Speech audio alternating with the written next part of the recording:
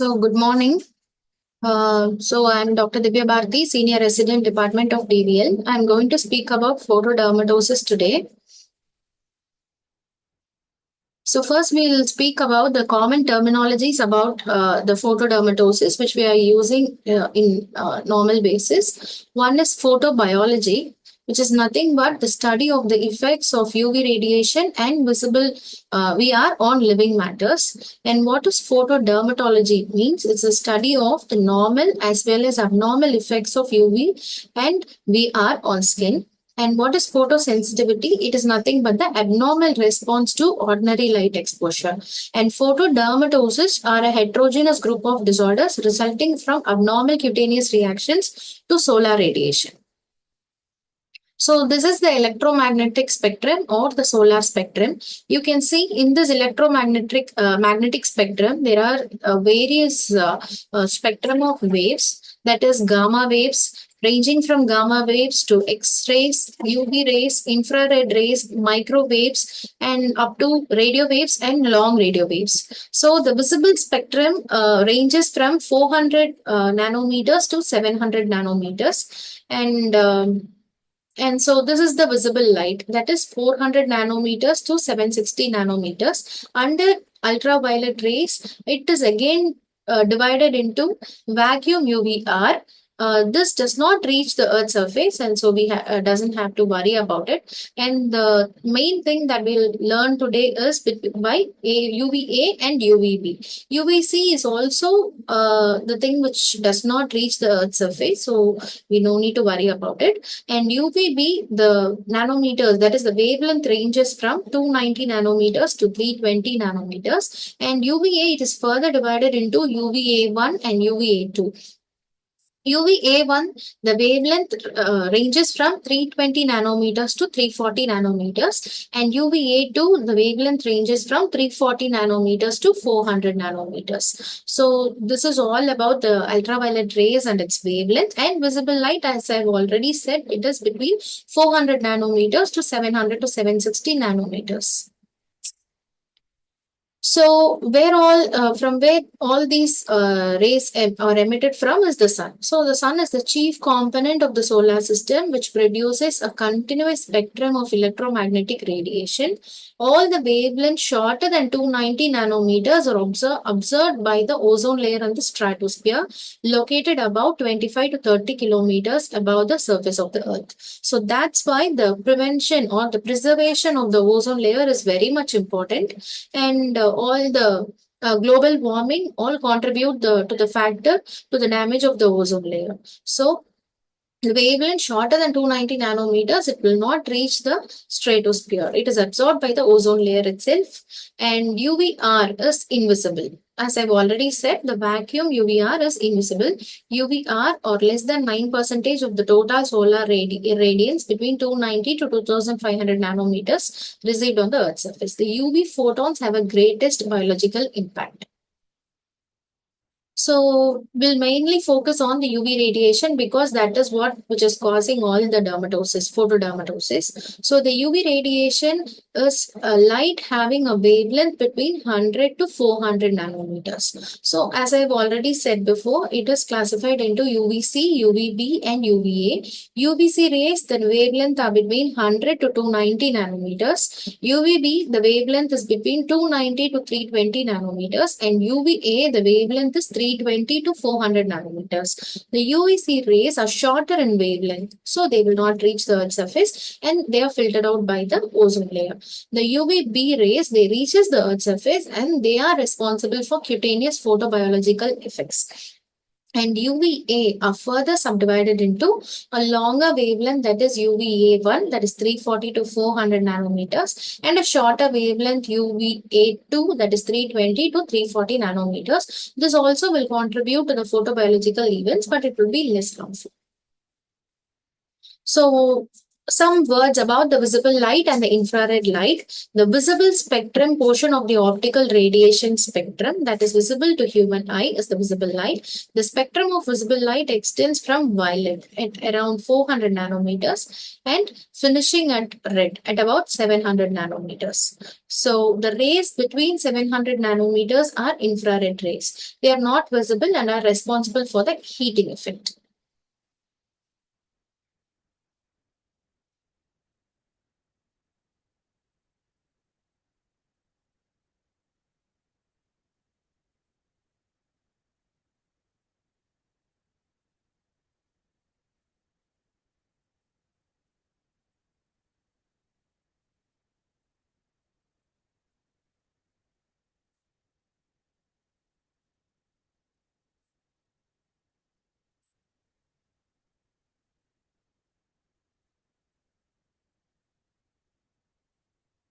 So the next is the light and the skin, how it reacts. What are all the mechanism that is happening when the light touches the skin? So one is the reflection, the other is scattering and absorption. So what is reflection? So between 5% and 10% of the incident light is reflected from the outer surface of the stratum corneum itself. When the skin is smooth, oily or wet, or specular reflectance, which is equal to more and which is more, and the skin looks shiny. So that is reflection. So reflection is a phenomena with which your skin looks shiny because the incident light is reflected from the outer surface of the stratum corneum, makes your skin look shiny. So next phenomena is the scattering. It is a process of irregular and haphazard deflection of light from its normal path. About 50% of the incident light is scattered from the skin. So what is absorption? Skin is composed of water, organic compounds and inorganic ions. The molecules of different compounds absorb specific wavelengths of UVR and visible light spectra depending on their electronic configuration, and only the absorbed light can initiate a biological reaction. So what is the depth of penetration of ultraviolet light? It depends upon the wavelength of the light. So as I've already said, it is of three. So UVC, UVB and UVA. So depending upon the wavelength, the depth of penetration of the UV light will also differ. So the longer the wavelength, the greater will be the penetration of the light into the skin. Hence, UVA, visible light, infrared rays will penetrate deeper into the skin as compared to ultraviolet B, that is UVB. The UVB of shorter wavelength gets absorbed by the proteins and nucleic acids of the keratinocytes and does not penetrate beyond the epidermis. So what are the photobiological reactions? How it occurs? It depends not only on the dose of the light but also its wavelength. They are caused by both ultraviolet radiation as well as visible light. So the biological effects of the shorter wavelengths are more pronounced than those of the longer wavelengths because the light of shorter wavelength will contain higher quantum of energy. So what are all the stages of the photobiological reactions? The step one is once the UV radiation and the visible light radiation is exposed, when the skin is exposed to it, there will be absorption of light by the chromophore, and then the molecules will be excited and there will be a formation of a photoproduct, and there occurs a signal transduction in our cells causing biochemical reactions, and there will be cellular changes causing a clinical response and an acute skin response leading on to a chronic skin response. So it is an overview of what happens in our skin when we are exposed to all these radiations. It's nothing but first it is absorbed by the chromophore, then the molecules will get excited and there will be a formation of a photoproduct, and there will be signal transduction inside the cells causing biochemical reactions in the cells causing cellular changes leading on to the clinical response, which is an acute skin response. When there is a continuous exposure to these radiations, it will turn on to a chronic skin response. So what is a normal cutaneous effect to all these UV exposure? Does all the radiation will cause photobiological reactions? No. There are some normal cutaneous effects of UV radiation exposure. One is early effect and the other is a late effect. Under early effect, it is sunburn inflammation. That is, in some individuals, you can see an erythema if they are exposed to the sun. So it is an early effect, and there can be immunological changes. There is phototanning, then photoonycholysis can occur, and in some there can be hyperplasia. And what are all the late effects? It is pseudoporphyria, photoaging, and photocarcinogenesis. So these are all the normal cutaneous effects of ultraviolet radiation exposure. So abnormal response of skin to the sunlight is, they are again classified as idiopathic acquired disorders with a probable autoimmune causes. So all these like PMLE, that is photosensitive lichenoid eruptions, juvenile spring eruption, actinic prurigo or Hutchinson summer prurigo or Hydrova vacciniform, solar urticaria, which could be other and again classified into primary and secondary. Then chronic actinic dermatitis, which can be actinic reticuloid, persistent light reactors, photosensitive eczema, and photosensitive dermatitis. And DNA repair defective diseases and photosensitive genodermatosis. So under this heading, it can be xeroderma pigmentosum, Cockayne syndrome, Bloom syndrome, Hartnup disease, Rothman-Thompson syndrome, Smith-Lemli-Opitz syndrome, and Kindler's syndrome. So under drug and chemical induced photosensitivity, it can be again exogenous and endogenous. In exogenous, it could be phototoxic reactions or photoallergic reactions. In endogenous, it is usually cutaneous porphyrias and a photoaggravated. So all these which we have discussed before are phototoxic conditions. This is photoaggravated. Which are all the photoaggravated conditions? They are acne vulgaris, atopic dermatitis, bullous pemphigoid, carcinoid syndrome, cutaneous T-cell lymphoma, dermatomyositis, disseminated superficial actinic porokeratosis, erythema multiforme, pityriasis rubra biliaris, lichen planus, lupus erythematosus, psoriasis, Hailey-Hailey disease, granuloma annulare, Darius disease, lymphocytic infiltrate of Jesner's, and pemphigus foliaceus. So, under abnormal response of skin to skin light, it is divided into idiopathic acquired disorders with a probable autoimmune basis. These are all the phototoxic reactions and then the photoaggravated reactions. In all these phototoxic reactions, it is mainly PMLE, actinic prurigo, Hydrova vacciniform, solar urticaria, chronic actinic dermatitis, and a DNA repair defects. All these syndromes will come. And under drug and chemical induced photosensitivity, it could be either exogenous and endogenous. Then photoaggravated conditions are there, and these are all the list of photoaggravated conditions. So first we'll see one by one, which is very common, and polymorphic light eruptions. It is the most common abnormal recurrent idiopathic acquired photodermatosis. So every word is important, which is the most common abnormal recurrent idiopathic acquired photodermatosis characterized by a polymorphic eruption ranging from papulovesicular lesions to large blocks localized predominantly in a photoexposed distribution. It is most common in the temperate region, that is 10 to 20% of the population is affected. And under gender, there is a female preponderance. And age, it is most common in age less than 30 years. And 3% to 56% of patients with PMLE will have a positive family history.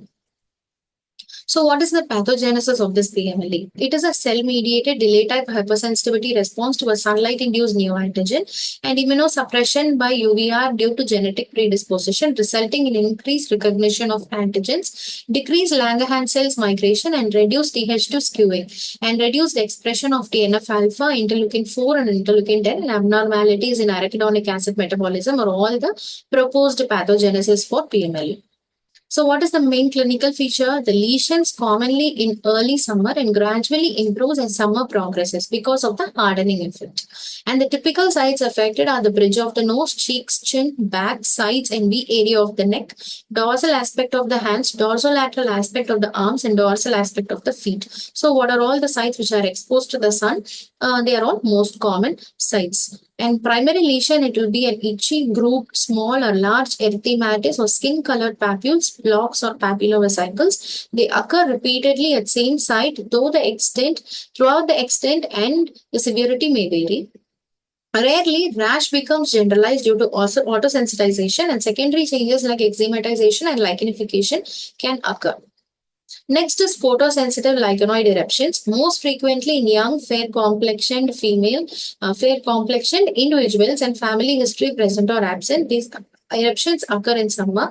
They manifest as either micropapillar lichen like lesions or frank lichen planus like lesions on dorsolateral aspect of upper limb, the area of the neck. In some eruptions, it will be followed by the intake of drugs like thiazide or tetracyclines. Next one is juvenile spring eruption. So, as the name quote, it usually occurs in the spring and early summer, usually affects young boys. Lesions are predominantly vesicular and affect light exposed helices of the ears. And there is one terminology called PLE sign eruption, which is characterized by an intense pruritus on sun exposed areas without the development of any cutaneous lesions. The pruritus usually develops by 45 minutes to a day and subside by 1 to 5 days. So what are all the investigations? Main is the biopsy, but it's usually a clinical diagnosis. But under biopsy, what are all the changes we expect is that there will be epidermal changes. It could be variable. And the dermal changes, a dense perivascular lymphocytic infiltrate will be present in the upper dermis and the mid dermis. And infiltrate predominantly will be composed of T lymphocytes. And one testing, that is photo testing, is available. That is minimal erythema dose determination. In some patients, they will show a lowered minimal erythema dose to UVA and UVB. And what is photoprovocation? Repeated daily exposure of ultraviolet radiation rather than a single exposure to the same site are necessary for provocation. And the differential diagnosis could be SLE, that is systemic lupus erythematosus, solar urticaria, erythroprotoporphyria, and atopic dermatitis can be the differential diagnosis. So what is the treatment of PMLE? That is the restriction of UV radiation exposure plus antihistamines, which are non-sedating H1 agents, covering up with appropriate protective clothing, application of high protection broad spectrum sunscreens. In most severely and frequently affected patients, prophylactic broad or narrow band UVB phototherapy is used. Hydroxychloroquine, oral omega-3 fatty acids have been helpful in some individuals. Oral corticosteroids are effective in moderate to severe patients, and oral cyclosporin, azathioprine, or thalidomide may be required for unremitting disease. So the next condition we'll see is the hydroma vacciniform. It is a very rare idiopathic acquired photodermatosis. The etiology is again the action spectrum is in the UVA band, and the repetitive exposure to broad spectrum UVA propagation will elicit the typical skin lesions. So the minimal erythema dose of UVA is reduced while minimal erythema dose of UVB is normal. So the association is usually the atopy and latent EBV infection. The onset is usually childhood. So the clinical picture, the patient will develop burning of the skin, erythema within hours of sun exposure, tender papules which will develop symmetrically on the exposed parts, especially on the face and hands. They develop into vesicles and bullae, at times hemorrhagic or an erythematous base. These will umblicate, crust and heal in some weeks, either without scarring or with pock-like telangiectating scarring. If it heals without scarring, it's called as hydrova estivale, or if it heals with pock-like telangiectating scarring, it is called as hydrova vacciniformis. So, histopathology, there will be epidermal spongiosis and reticulate keratinocytic necrosis, resulting in the formation of multilocular intraepidermal bulla. There is a perivascular acute or chronic inflammatory infiltrate in the dermis.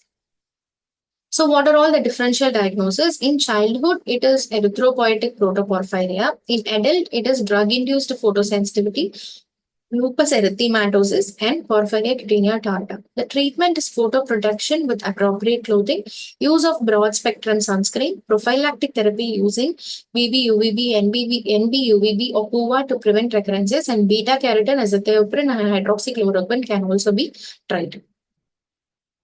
So the next condition is actinic prurigo. It is also called as Hutchinson summer prurigo or hereditary PLE. It is a chronic familial photodermatosis. The etiology is an abnormal response more frequently to UVA again than to UVB. The strong association will be in genetically predisposed individuals which are strongly with HLA-DR4. And the onset, it will be in childhood with frequent resolution in early adulthood. And the family history of the similar complaints will be present. Also in some patients 10%, there will be a family history of atopy. And it often persists throughout the year and it is worst in summer. So the clinical picture is the primary lesion will be erythematous papules and nodules, and the secondary changes can be excoriations, crusting, eczematization, and lichenification. Lesions severe on photo-exposed parts and gradually extend to covered parts. Intense itching will be present. In many patients, the gluteal and the sacral area may be mildly involved. Facial lesions heal, leaving behind pitted or linear scars, and there will be chronic conjunctivitis and cheilitis. And the biopsy picture are non-specific. They can be epidermal acanthosis with variable exocytosis, spongiosis, and dermal perivascular mononuclear cell infiltration. So what is the difference between this actinic prurigo and PLE? So the age of onset will be before 10 years of age, and in PLE it will be later but can also occur in childhood. This actinic prurigo will be present throughout the year, more severe in the summer, but in PLE it will be mostly in summer. The codes, the lesions are more persistent, lasting for weeks or months, but in PLE it is less persistent. The lesions may last for days or weeks, and pruritus, it will be very severe in actinic prurigo. It will be less itchy in case of PLE, and scars, the lesion on face will heal with scarring in actinic prurigo, and there will be a temporary hyperpigmentation in PLE. And distribution, actinic prurigo, it is mainly on the photo exposed parts, gradually fading into the covered parts, may also involve the covered parts like the buttock and the sacral area, as I've already shown in the picture, but in PLE it is sharply demarcated on the photo exposed parts. So what is the treatment? Again, it is the avoidance of sun exposure, appropriate protective clothing, application of high protection, broad spectrum sunscreens, topical steroids and emollients. For recurrent cases, prophylactic low dose BB-UVB or NV-UVB phototherapy or PUVA can be given, and topical tacrolimus or pimecrolimus is also useful. So the next condition is solar urticaria. It is an uncommon photodermatosis restricted to sun-exposed areas, which manifest as wheals, erythema, edema, and pruritus. So here it is mainly due to the exposure to UVA, UVB, and the visible light also. So usually it occurs in the third and the fifth decade. It is of two types. That is primary solar urticaria and secondary solar urticaria. Under primary, it is mostly immunological, IgE mediated, which is type 1 hypersensitivity. Histamine release are implicated in its pathogenesis, and the action spectra is between 300 to 500 nanometers, and it is of two types again. And secondary solar urticaria, it is a rare non-immunological phenomena which is provoked by drugs like binoxaprofen, metabolites as in erythropoietic protoporphyria. So these are the features of solar urticaria. And this is the two types in the primary type. So the photoallergen could be specific photoallergen only in solar urticaria patients and with low molecular mass. But in type 2, it is a non-specific photoallergen, that is allergen present both in solar urticaria and in patients with solar urticaria patients and normal subjects, and it is of high molecular mass. And action spectrum, the type 1 is mostly due to visible light, and in type 2, it is usually variable. And the passive transfer test is it is present or absent in type 2, and it is always positive in type 2. Present or absent in type 1, and it is always positive in type 2. So what are all the clinical features? So within 5 to 10 minutes of sun exposure, the patient will have complaints of tingling sensation over the sun exposed areas. There will be rapid development of erythema and wheals. There will be sharp demarcation at the lines of clothing, and the eruption settles within 1 or 2 hours of cessation of exposure. After subsidence of lesions, there is a refractory period for a few hours wherein there is a reduced or absent reactivity of the previously affected skin. This solar urticaria is usually associated with other urticarias, or it can be associated with PLE, lymphocytoma cutis, and lupus erythematosus. So the treatment is simple light avoidance measures again, broad spectrum sunscreens. 1/3 patient respond to non-sedative H1 blockade. Addition to an H2 antagonist may benefit. Successful desensitization with phototherapy PUVA has been higher success rate of producing tolerance, lasting for several weeks. Other treatment options are plasmapheresis, cyclosporin, IVIG may be of value. So the next condition is chronic actinic dermatitis. It is a rare chronic eczematous photodermatosis of sun-exposed area, more common in elderly men of more than 60 years and in summers. And it is clinically, it will be an infiltrated papule or a plaque with lichenification. Under biopsy, the features are consistent with chronic eczema with or without lymphoma-like changes. And photobiological changes, it is the reduction in the minimal erythema dose of UVB and sometimes also for UVA on normal skin. So the pre-existing dermatosis can progress to chronic actinic dermatitis, and it is maintained by exposure to a very small amount of UVA, often UVB, often UVA, and sometimes visible radiation. The exact chromophore of CAD has not been identified. DNA is suspected to be the prime target. So these are all the pre-existing dermatosis that can progress to chronic actinic dermatitis like allergic contact dermatitis, photoallergic contact dermatitis, endogenous eczema, photo-aged or aged skin, drug-induced photosensitivity, and HIV. So the pathogenesis here is the pre-existing dermatosis predisposed to the development of chronic actinic dermatitis. Its pathogenesis is probably similar to that of persistent allergic contact dermatitis because of the presence of predominantly CD8 positive T cells. The chronic actinic dermatitis is a delay type hypersensitivity reaction. The light exposure alone is a good trigger. There occurs an upregulation of adhesion molecules like interleukin 6, 8, and 10, and the immune response is generated due to the continuous production of antigenic photoproduct or their enhanced recognition. So what are all the clinical features of CAD? There will be a confluent and a patchy eczematous patches are commonly seen on the exposed sites like face, scalp, back, side of neck, and dorsal of the hands. There is often a sharp border at the edge of clothing. There is a striking sparring of the upper eyelids, retroauricular area, and the submental regions, finger webs, and the depth of skin creases. There is an erythematous facial block surmounted by shiny infiltrated papules may develop. The lesions may become confluent and lichenified to give a leonine appearance. So the variants are the actinic reticuloid, which is the most commonly seen in the elderly male. There will be an intense photosensitivity and the presence of lichenified indurated plaques on the photo-exposed parts are the hallmark of the disease. It is a chronic course and there is no spontaneous remission. It is induced by a combination of UVA, UVB, and occasionally by visible light. And there are persistent light reactors, the patients of photoallergic contact dermatitis who retain the light sensitivity long after all exposure to the photosensitizing compound has ceased. Photosensitive eczema probably represents photocontact allergic and skin shows increased sensitivity to UVB radiation. And in photosensitive dermatitis is there where the patient have an eczematous eruption with photosensitivity to both UVB and UVA. So under histopathology, in acute condition, we can see spongiosis, acanthosis, upper dermal perivascular infiltrate.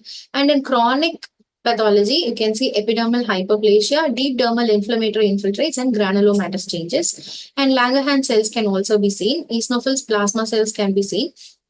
In chronic phase, there will be lichenification and pseudo-lymphomatous changes emerge with epidermotrophism and atypical lymphocytes. So investigations like photo testing, which is the investigation of choice, and photo provocation must be performed on skin which is uninvolved and which has not been treated with either systemic or topical corticosteroids in preceding 3 days. And patch test and photo patch test can also be done. And minimal erythema dose of UVB will be reduced by 70% and UVA minimal erythema dose will be reduced by 33%. And the treatment is we have to educate the patient to avoid relevant contact allergens. Appropriate clothing should be worn. Use non-irritating, broad-spectrum, high-protection sunscreens. Topical or intermittent oral steroid therapy in mild cases can be tried. For resistant diseases, prolonged very low-dose PUA or NV-UVB phototherapy or oral immunosuppressive therapy can be tried. The other agents like cyclosporin, azathioprine, or mycophenolate mofetil for long-term control can be tried, and topical tacrolimus is helpful in mild to moderate cases. This is the difference between the drug and chemical induced, that is phototoxic reaction and photoallergic reaction. Phototoxic is a non-immunological damage to the skin, whereas the photoallergic reaction is the immunological damage to the skin. Phototoxic results from an interaction of the drug or chemical with UV light or visible light, whereas photoallergic is a result of the photoproduct. And phototoxic can occur in all individuals exposed to sufficient dose of the drug or chemical and light of the appropriate wavelength, whereas photoallergic reaction occurs in only those individuals who develop an immune reaction. So etiology under phototoxic reactions, there are so many topical agents like psoralen, stars, perfumes, textile dyes, sun barrier preparations, and systemic agents like psoralens, antimicrobials, quinolones, sulfonamides, anti-cancer drugs, antidepressants, NSAIDs, diuretics, etc. Under photoallergic agents, which can cause photoallergic reactions, there are topical agents like sunscreens, oxybenzone, fragrances, antimicrobial agents, NSAIDs, phenothiazines, piroxicam gel, benzocaine, coumarin, and systemic agents like antifungals, antimicrobials, NSAIDs, etc. can cause photoallergic agents. So this is the pathogenesis. The phototoxic agent absorbs the lights of appropriate wavelength, gets excited to form either the singlet or a triplet state. Excited triplet molecule reverts to its ground state by releasing energy, and the released energy will result in cell damage and initiation of the inflammatory reaction. So under biopsy histopathology, we can see epidermal necrosis, apoptotic keratinocytes, mild inflammation. The clinical features are the onset within the minutes of exposure or can be delayed for several hours. The severity of the reaction depends on the concentration of the chemical, the amount of radiation, the host factors like the presence of hair, degree of pigmentation, and thickness of the stratum corneum. The patient complains of burning and stinging sensation, and there is erythema without edema and circulation. Desquamation and peeling will follow, and the lesion generally heal with post-inflammatory hyperpigmentation. So for pathogenesis of photoallergic reaction, when the light is exposed, it converts the photoallergen into a stable hapten. This hapten conjugates with an endogenous carrier protein to form a complete antigen which initiates a cell-mediated immune response. Or this light will elevate the photoallergen into an excited state molecule. It will be reverted to the ground state releasing energy. And this photoallergen conjugates with an endogenous carrier molecule to form a complete antigen which initiates a cell-mediated immune response. So here the histopathology will be spongiotic dermatitis with dermal lymphocytic infiltrate. The clinical features are the lesions will be present on the photo-exposed parts of the body. In acute phase, there is erythema and vesiculation, but in chronic phase, there will be scaling and lichenification. The lesions may resolve with hyperpigmentation. So the investigation are again, it's a clinical diagnosis, but photo patch test can be a confirmatory test. The treatment is educate the patient to avoid photosensitizing agent. Appropriate clothing is worn. Use non-irritating broad spectrum high protection sunscreens, antihistamines, cold compress, emollient use, topical and systemic corticosteroids. So drug and chemical induced photodermatosis, the endogenous cutaneous porphyrias represent the most obvious examples of photosensitivity induced by endogenous agents. And the photo patch test, the photo test and the photo patch test are an integral for evaluation of photosensitivity. Photo patch test is a more complex version of patch testing and it is diagnostic for photoallergic contact dermatitis. The antigens used usually include a screening battery of several chemicals along with specific antigens included according to the information provided by the patient. So the procedure on day 1, they are exposed to UVB and UVA to determine the minimal erythema doses, and duplicate sets of photoallergens are applied symmetrically to different sides of the back and covered by an opaque tape. On day 2, one of the duplicate set of photoallergens is exposed to 10 joules per centimeter square of UVA or 50% of minimal erythema dose to UVA, whichever is lower. After irradiation, the exposed site is covered again with an opaque tape. On day 3, both irradiated and non-irradiated test sites are uncovered and the reactions are graded. On day 4 and 7, the irradiated and non-irradiated sites are evaluated for delayed reactions. Reaction only at an irradiated site indicates photoallergy. Reaction of equal intensity at both irradiated and covered sites indicate allergic contact dermatitis. Reaction at both sites but with higher intensity at the irradiated site signifies both photoallergy and allergic contact dermatitis. So this is an interpretation. If the reading at irradiated site is 0 and at non-irradiated site is 0, it is no allergy. 1 to 4 plus in irradiated site and 0 at non-irradiated site is photoallergy. 1 to 4 plus at irradiated site and equal to 1 or 4 plus at non-irradiated site is contact allergy. And if it is similar, it is contact dermatitis with photoaggravation. So these are all the antigens which could be used in the battery of photo patch test allergens. Photo testing, it is used to determine the minimal erythema dose of non-diseased skin to UVB or UVA. It is also for the photo provocation test to reproduce the clinical lesions on the normal skin by exposing the skin either to natural sunlight or to artificial sun source. The sources of light is the most important factor in photo testing. Light source should have an adequate irradiance in the wavelength of the action spectrum of the disease being evaluated. So the type of light sources used in photo testing are optically filtered high pressure metal halide lamps appropriate for photo testing with UVA and UVB. Monochromators can be used. High pressure mercury vapor lamps can be used, and low pressure mercury fluorescent lamps which emit UVB or UVA depending on the phosphor can also be used. And that's all. Thank you.